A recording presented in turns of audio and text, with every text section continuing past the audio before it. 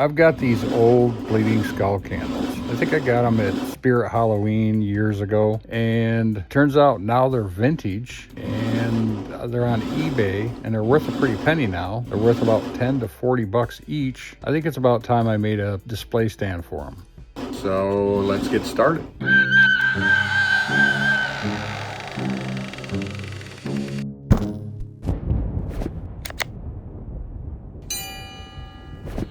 Hello, all you DIY fiends out there. Welcome to the Creature Comforts channel. I looked through my magical stash, my hoard of things, and I found a wooden candlestick that I got at Hobby Lobby years ago, and a pile of skeletons candle holder that I have no idea where I got it from. And this is what I'm going to use to make the stand. So first things first, I got to figure out how I'm going to fit these two pieces together. It won't fit the way it is because the bottom base is too wide, and I don't want to turn it upside down. When I got this candlestick, there was a tag at the bottom of it covering up the screw. I pulled it off and realized that there was a screw at the bottom of it to take that bottom piece off. I'll add the bottom to the top so it supports the skull better. In order for this candlestick to fit in there, I have to file down around the tops of the skulls that come up over the top of the candle holder.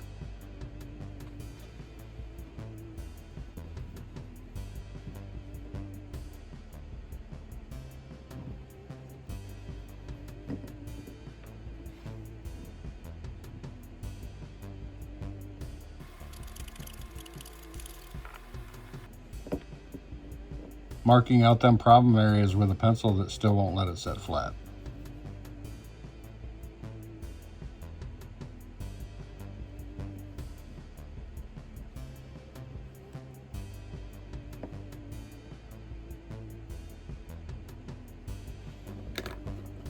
Then I'll take a round file, which is called a rat tail file, and sculpt it out around the skeleton skulls so it fits down in there.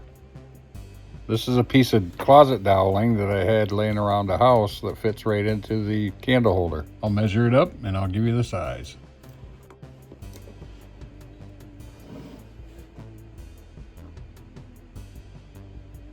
It's a little bit tough to read here, but it's 13/16. And now I'll mark where I need to cut the dowel.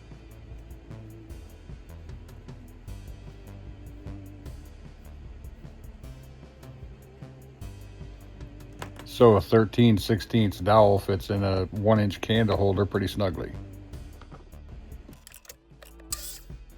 What I'm going to do here is just a quick and dirty way of finding the center of the doweling. I'm going to put my finger on the outside, stick my pencil in the center and make a mark and spin the dowel as I do. And if it makes a circle, the center of the dowel is in the circle.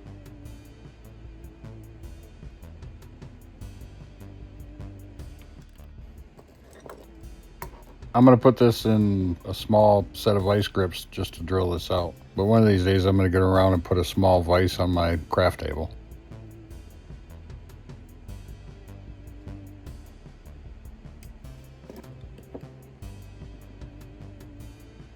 I'm drilling this out with a drill bit that's about the size of the shank of the screw. You got to measure your drill bit to the shank of the screw, not to the threads of the screw. That way your screw will still bite into whatever you're putting it into.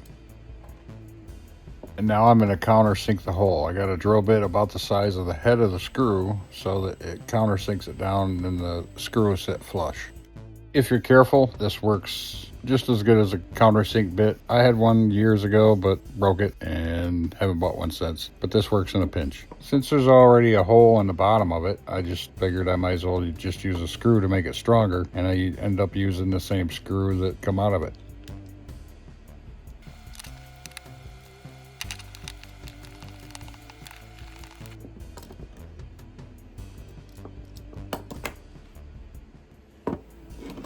And there you go. It sits in there firm enough to pick the whole thing up. And now I'm going to temporarily attach the top.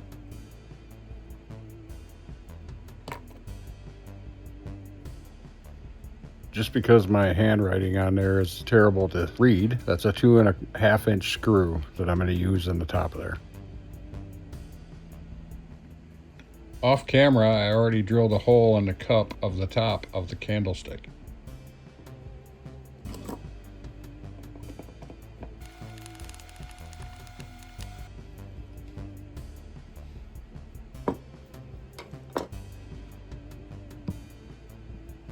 I could put the skull on the top of here the way it is, but it kind of easily tips off.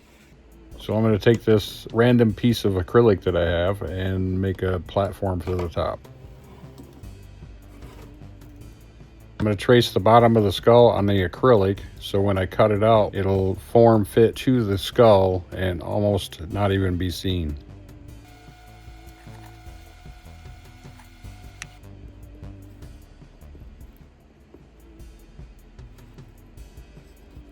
Off camera, I marked where the center was to put a screw to hold it onto the stand, and then I added 2 other marks for screws that'll come up from the bottom to be spikes to hold the candle on.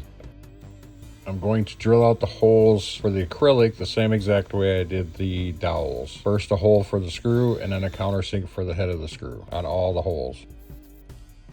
When I countersink into the acrylic with a drill bit, I drill very, very slowly, just so it doesn't crack it, chip it, or end up drilling all the way through it.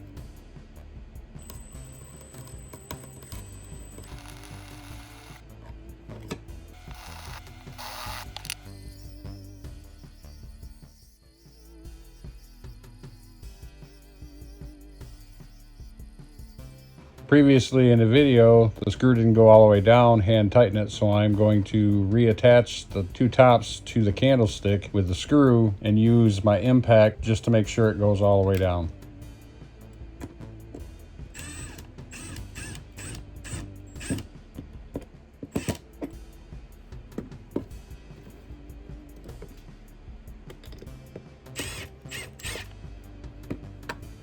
Now I'm going to add in the 2 small screws that I'm going to use to spike the candle. These 2 smaller 1/2-inch screws are pointed the opposite way of the 2.5-inch screws so that they spike into the candle and give the candle something to grip on so it doesn't fall off the top.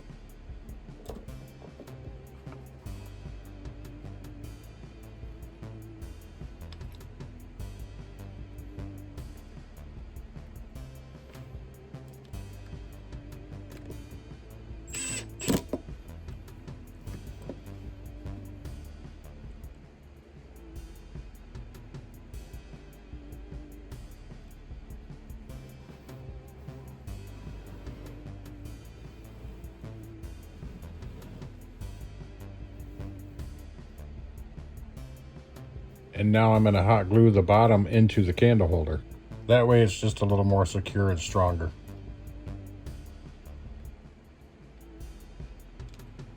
Don't forget to hit that like button and subscribe.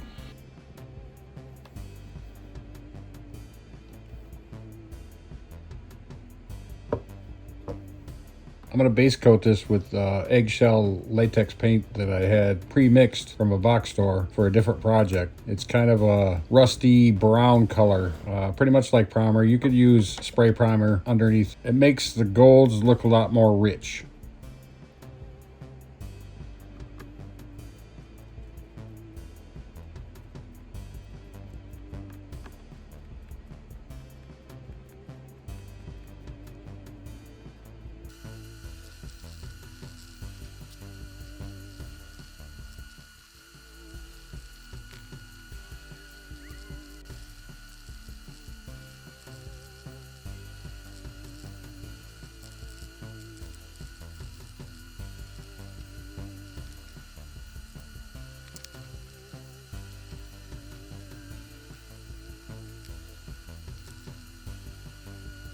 Now I'm gonna paint on some Sargent Art acrylic metallic gold. With the gold paint, it doesn't really matter whether it gets down into the crevices, and in the next step you'll see why.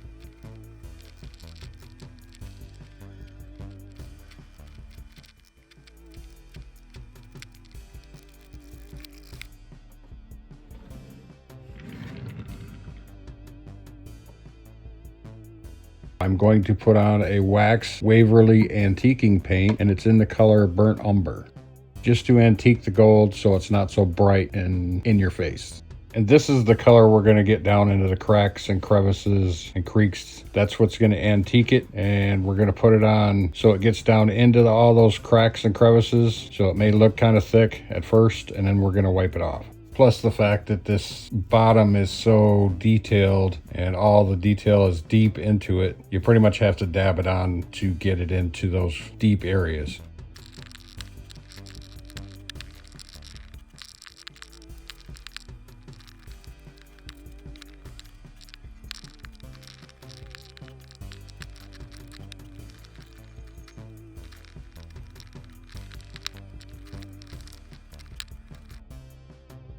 And now we're going to do a second round of the gold just to brighten it back up a little bit, just hitting the very tops of everything.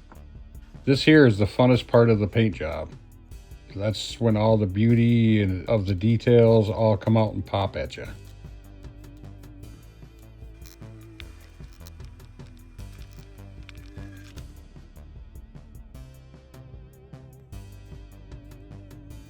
And I show you here the difference between no gold highlight and a gold highlight, so you can see the details.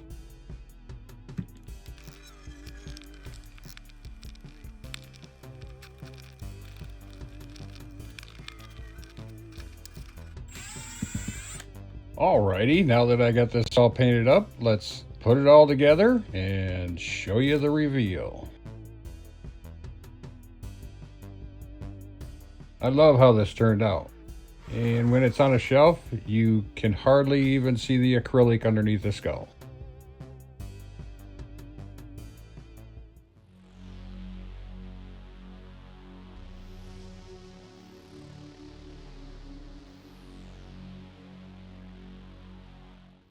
Thank you for watching. Subscribe to see further content. Leave me a comment. Let me know what you think. And like the video. See you all next time.